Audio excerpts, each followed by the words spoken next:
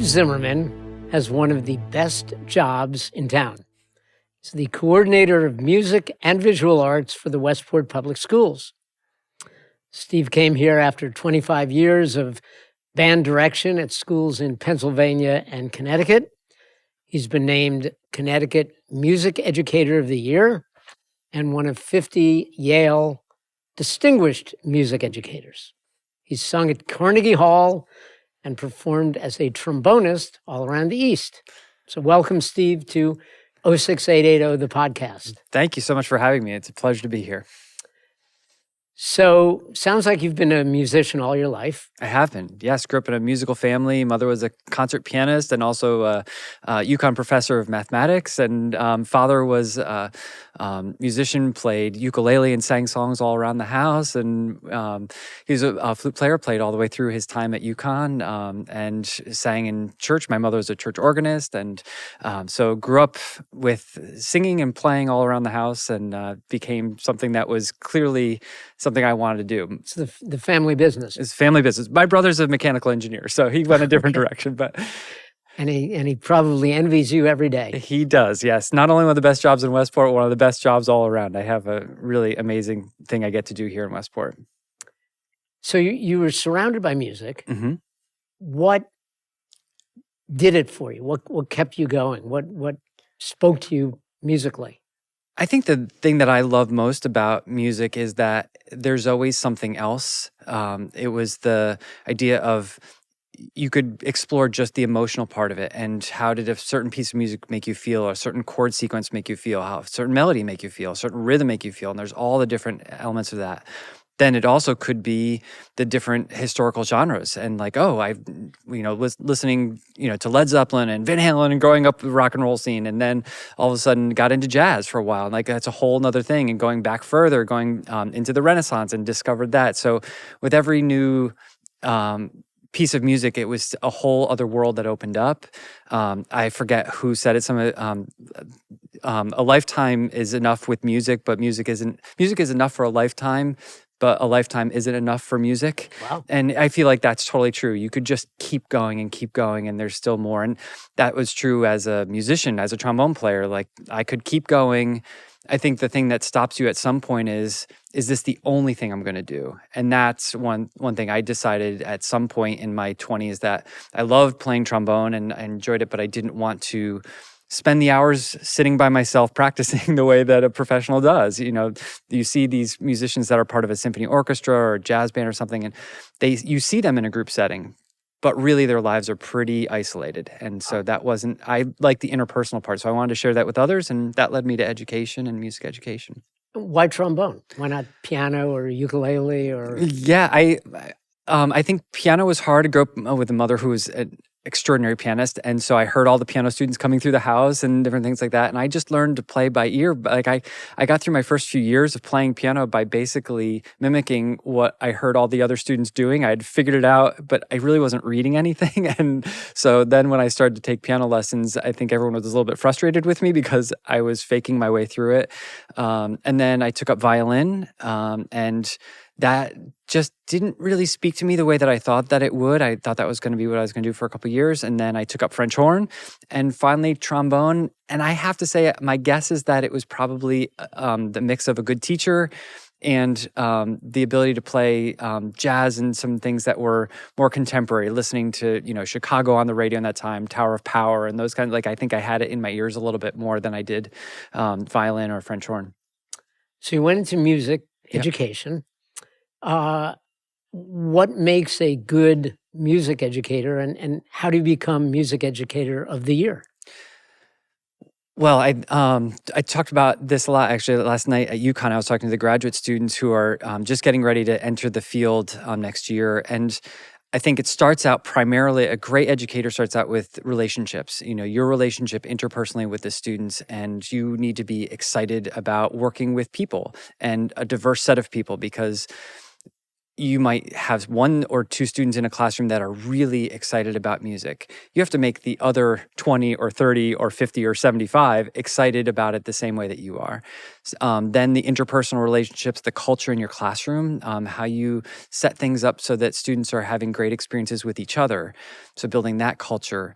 Having really high expectations for every student in your classroom. That's one of the things that we talk about with the teachers in Westport is we want every student to feel like they are a musician themselves, that they don't, and we talk about that in the visual arts as well, that, do you see yourself as an artist? In the English classroom, do you see yourself as a reader? And so having high expectations for every student is really important.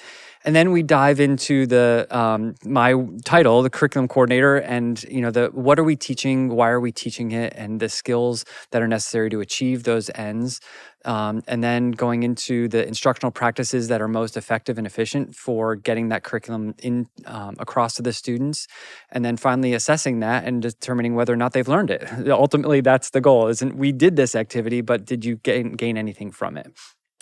So you spent 25 years elsewhere. What got you to Westport? So I had been in the northwest corner of Connecticut for 23 years and had a number of relationships in Westport. I knew my predecessor, Tom Scafone, who was in my position and had done a number of great things here and talked about that. We had been good friends and colleagues in the Northwest Corner for 15 years prior to that. I knew Greg Winters, the middle school jazz band director and band director at Bedford, and I had done some professional development together. I had brought him up. He's truly an exceptional middle school jazz educator, and we brought him up to Northwestern to help us learn to be better.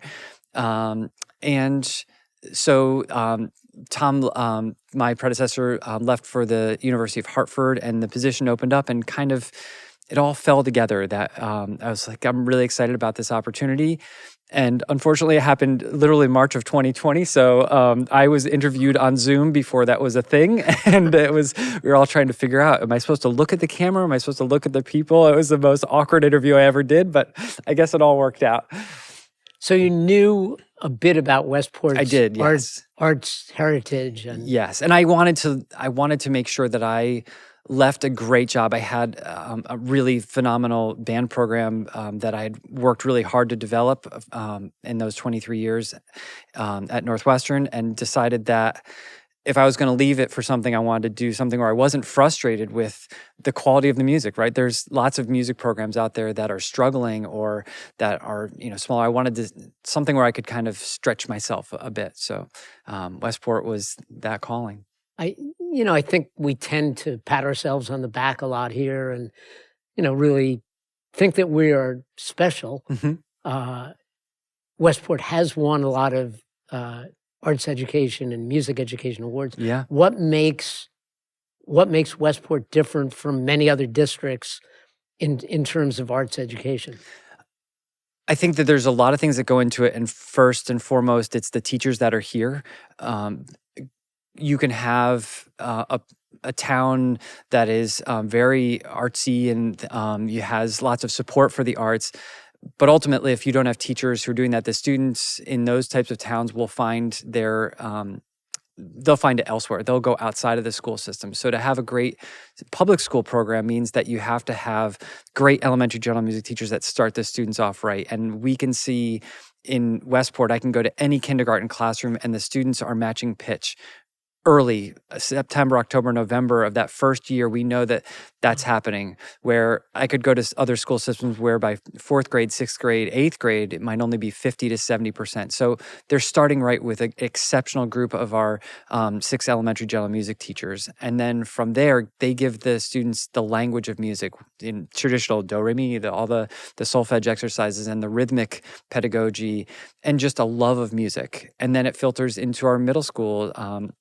I should say there's also, then we start in 4th grade. Every student plays a string instrument in Westport. That is truly unique. String instrument? Yes. So wow. Everybody... I played the recorder when I was here. That's 3rd grade. So everyone plays recorder in 3rd grade, and then we move on to 4th grade orchestra. And it's, when every single student does that, it really exposes them to a wide variety of different, you can play the cello, you can play the bass, here's all these things, without the pressure of, you have to choose this, you have to do it the next year. You could also play the flute. You can play the trombone. You can do all these different things. So over a 2 or 3 year period, we give them lots of places to explore. And then in the middle school, they kind of hone in a little bit, choose orchestra, band, chorus, or our 6th grade music program which leads into our music tech program at the middle school.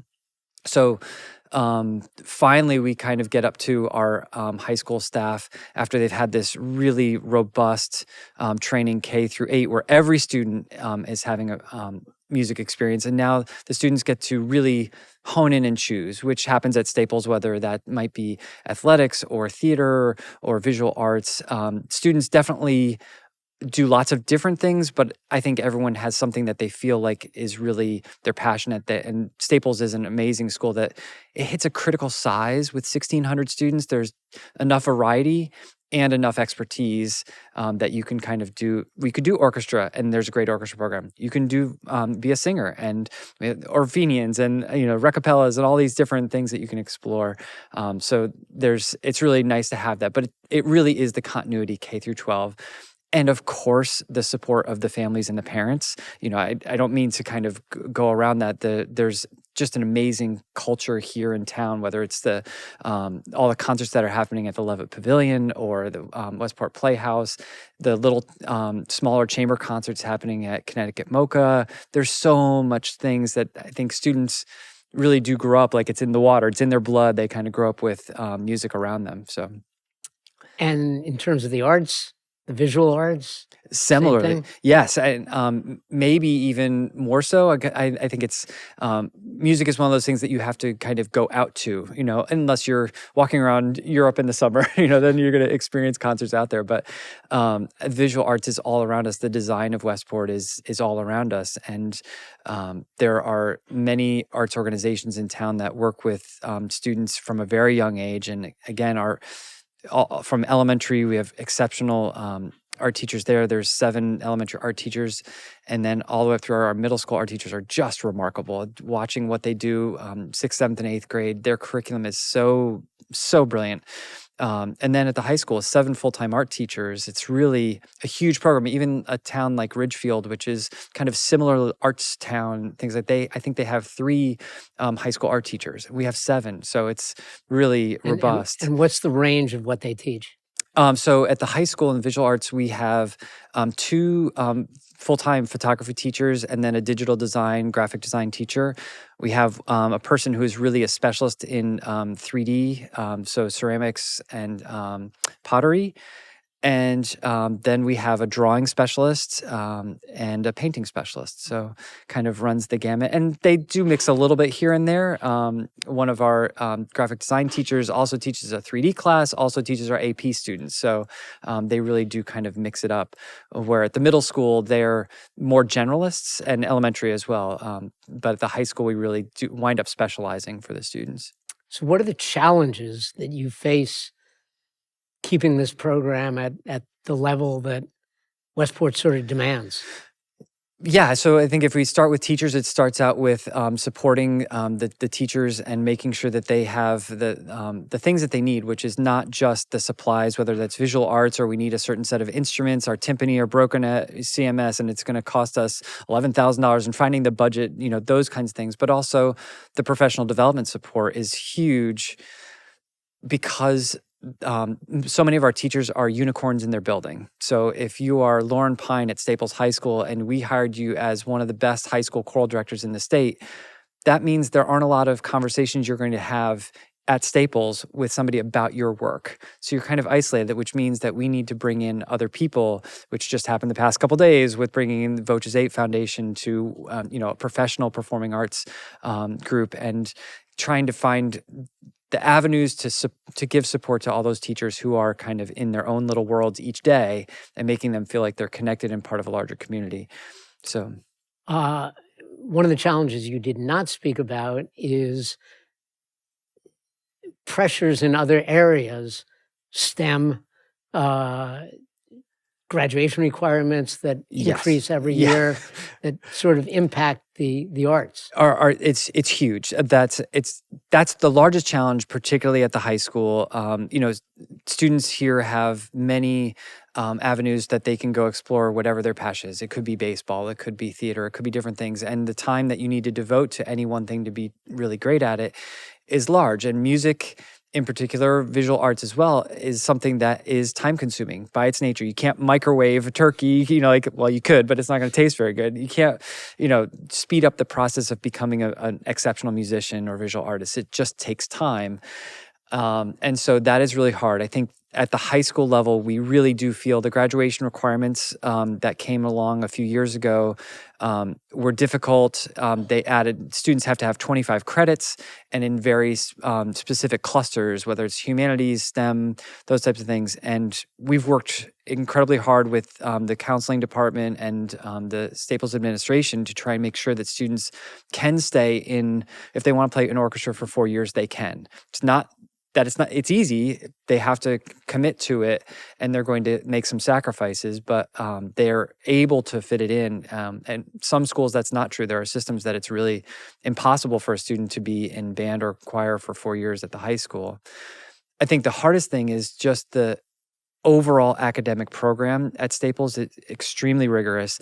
And we want students to feel like they're successful transitioning from 8th grade to 9th grade. And a lot of the ways that happens is by students taking a free period. And I don't know about you, but when I was a 14-year-old, my free period wasn't a time that I was really studying. And so like you kind of look at, we have, 100% of students are performing in a performing organization in 8th grade. And then we're down to 30 or 40% by 9th grade. Wow. And when you ask a lot of people why, well, I need a free period. So that type of thing is there's, I think, a real fear of the academics of Staples and anxiety, both from students and parents. And I'm not sure that we are doing the best job of making that transition manageable for families to kind of go up there and say, like, yes, you can still explore music. And we've made the music department and the art department really easy with entry-level courses that aren't demanding. The freshmen aren't performing in candlelight. That's a huge time commitment. And over time, you can go there if you want to, but we want to make sure that the freshmen come up and feel like, all right, you have a fall concert, you have a spring concert, that's it, it's low lift, and enjoy your time making music with, your friends, and hopefully that'll become something that you're passionate about and continue on with. But those are the real challenges I think that we face trying to keep things moving through the high school. Trends with numbers.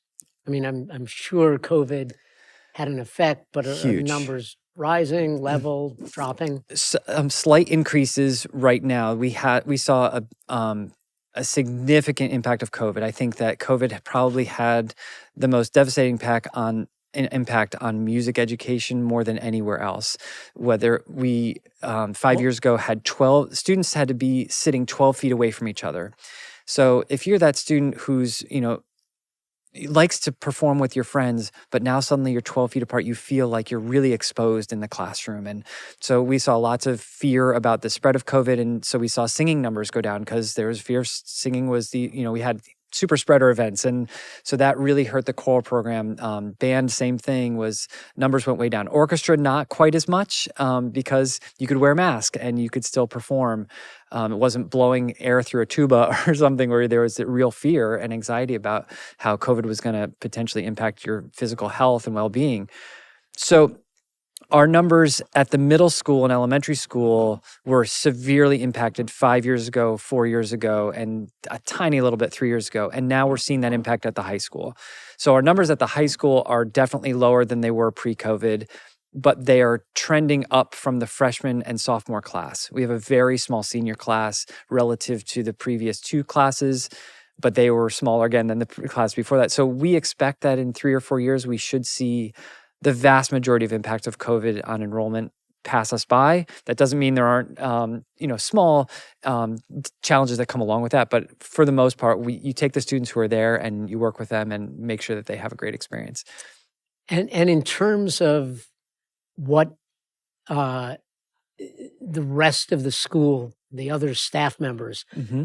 do they Do you have to fight for the arts? Do they embrace it? No, I feel like they embrace it. It's a big high school, and so there's certainly pockets of people that probably have no idea what we're doing on any given, day, week, month, year, and they go about teaching whatever subject they're into in the same way that I have no idea what's happening inside a chemistry classroom right now. It's not that I don't value what they're doing; I just don't have the time to kind of get to know the whole building. When I taught at Northwestern, it was a school of 700 or so, and so I knew every staff member. We knew what was going on at a school of 1,600 with so many things happening, both during the school day and extracurricular, co-curricular things.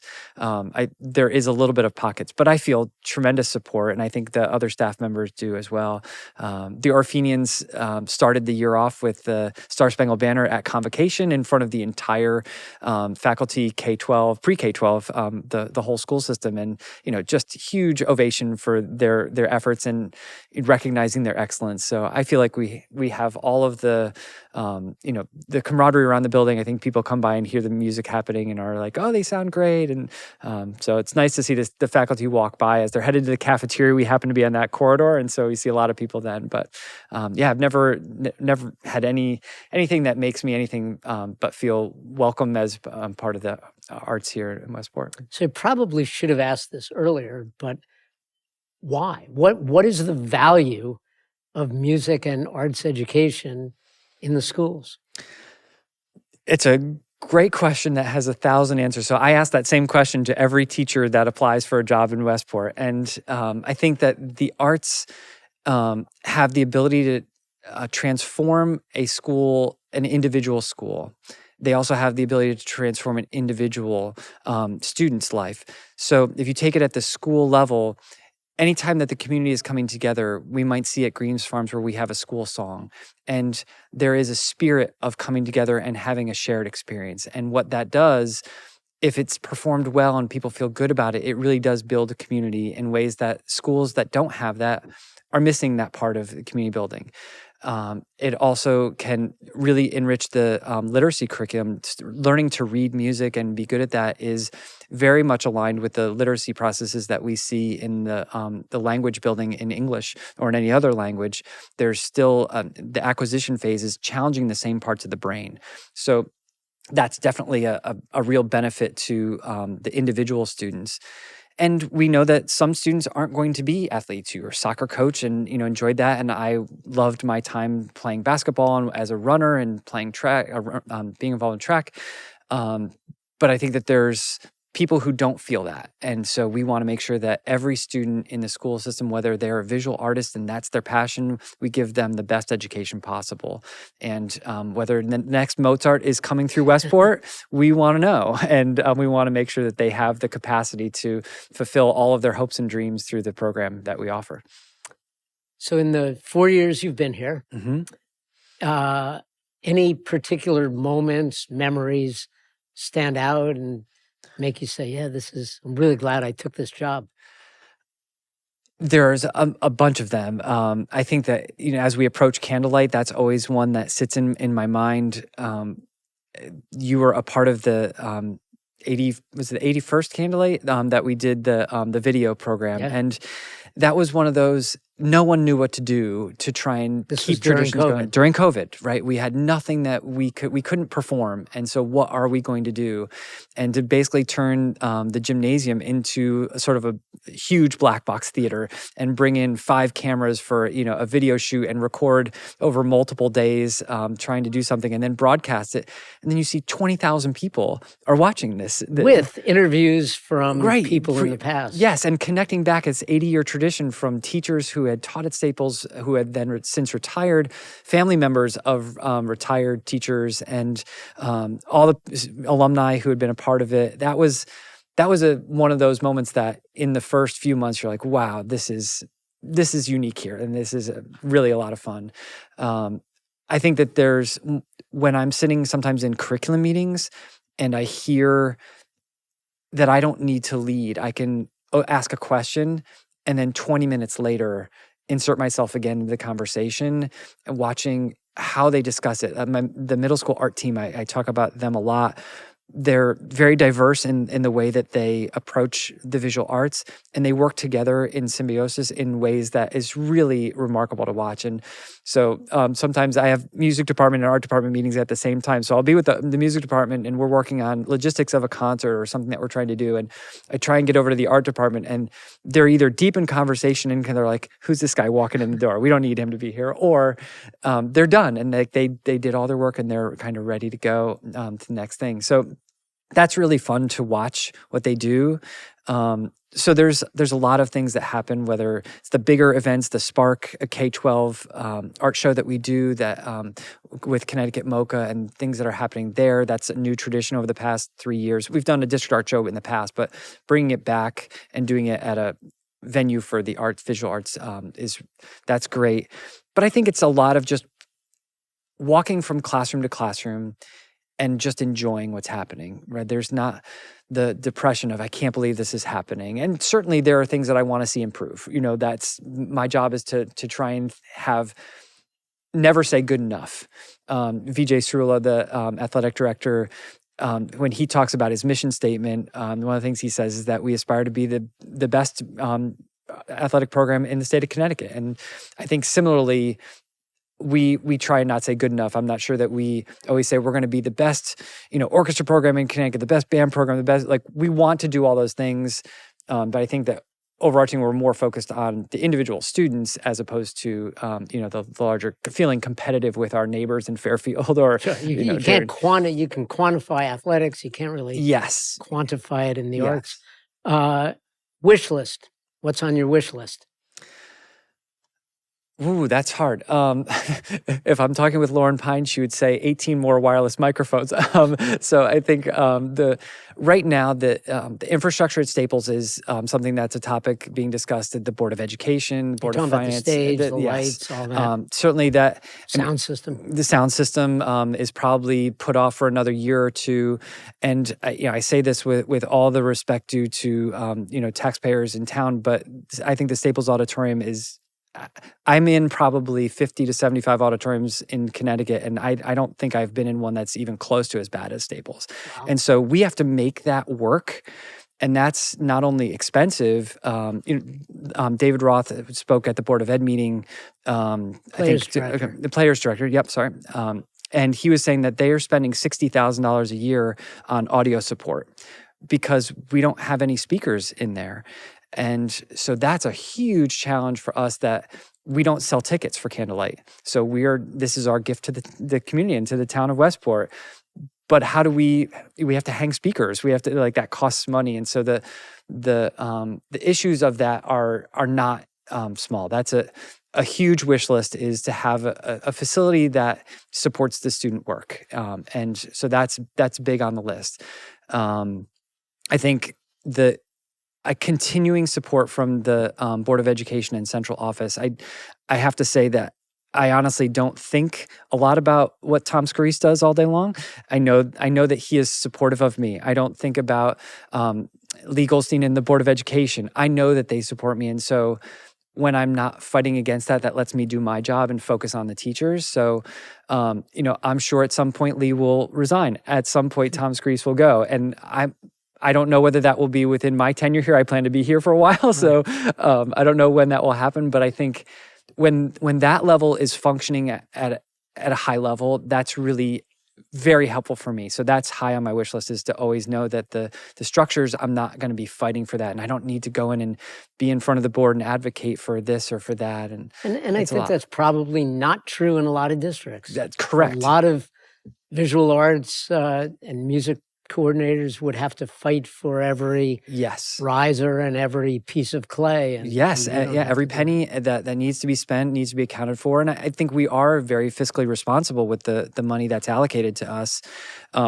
So somewhat slowly, I sometimes walk into a budget meeting and the CFO will say, you haven't spent your money yet.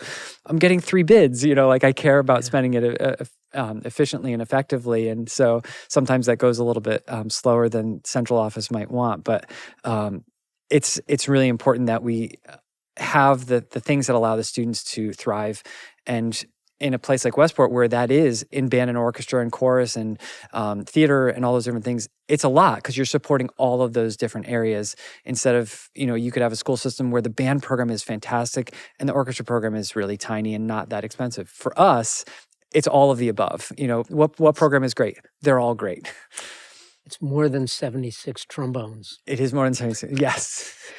Steve Zimmerman, thank you for stopping by 06880, the podcast, visual and coordinator of music and visual arts for the Westport Public Schools. We've learned a lot. My pleasure, yes. Please come to Candlelight. We're excited about the concert coming up. What's the dates?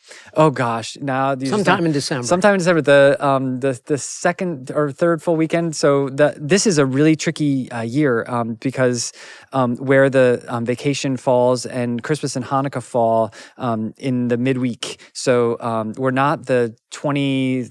We must be like the 17, 18 weekend. I should have that in front of me. All they have to do is read 06880. They'll find out. Yes, you will announce that. Are always a huge support to us, and you'll hear incredible variety of exceptional performances from the students and historical. We're all from 1500s all the way through. The past 5 or 10 years, we have compositions this year and all types of styles of music. It's going to be great. Sounds great, Steve. Thank you again. Thank you, Dan. It's a pleasure. Appreciate it. Yeah.